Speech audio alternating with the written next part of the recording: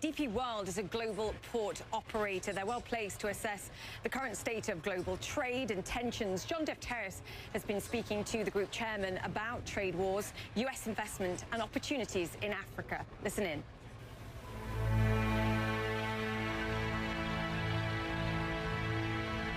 Sunrise over Dubai. We're at one of the busiest ports in the world. DP World is an impressive 24/7, 365-day operation. Its impact on this city's economy is enormous.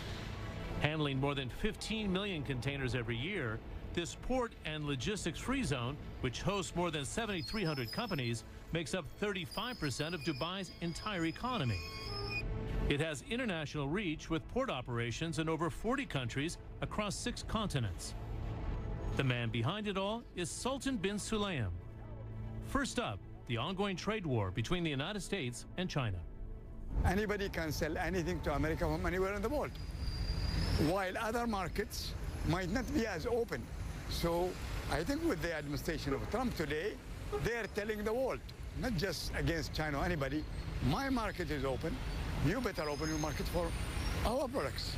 And unless you open, we're going to take retaliation action. It seems like you justify what President Trump is doing against China in particular. They need to open their market. I think not only China. Many countries should open their market. Look at Dubai. What made Dubai so important as a trade hub? The growth of Dubai from a small fishing to a major global trade hub only came because we had open skies for the airlines. We have not given advantage to Emirates Airline. We have opened our market. We have chosen to charge the minimum customs duty. So free trade is a good recipe. America practices free trade. That's why you see many innovations in the United States. So I'm not justifying. I'm just saying that countries should be fair with each other.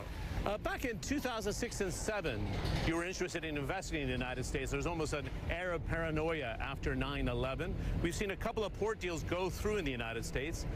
Does it tempt you to go into the largest economy in the world and set up port operations yourselves now? Actually, we always look at the United States. In America, we are welcome. The question is, can I find a profitable operation in the state?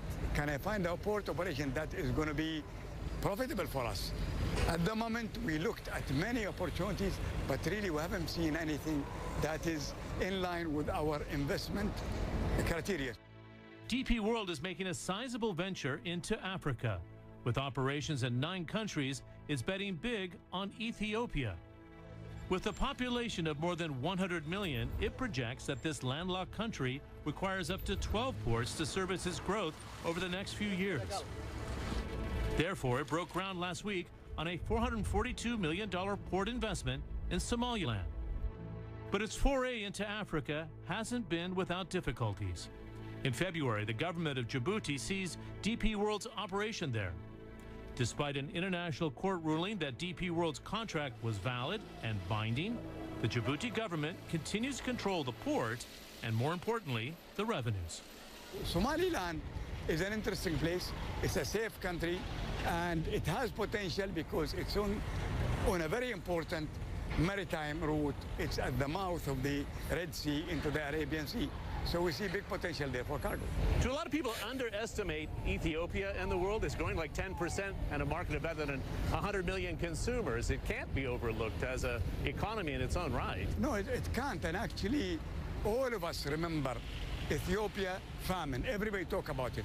A fertile country with all kind of means of production, and yet there is famine. So there have been huge projects in Ethiopia to develop production. Today, based on their plans, they will have about 20% growth. You think it's of strategic importance to be in Africa for Dubai and the UAE as a trading nation, but the lack of governance must frustrate you, and you got burned in Djibouti. This is the reality as they seize the operation. So what Djibouti has done is damaging the reputation of Africa as a whole. We're not worried about Djibouti. We made enough money and we're happy of what we made, but it's a matter of principle that government should respect international laws. They should respect their commitment. Today they do this to us. Tomorrow, if they find oil offshore, nobody will touch it. You can't. If you do this to deep oil, you can do it to anybody. And we need them to realize that.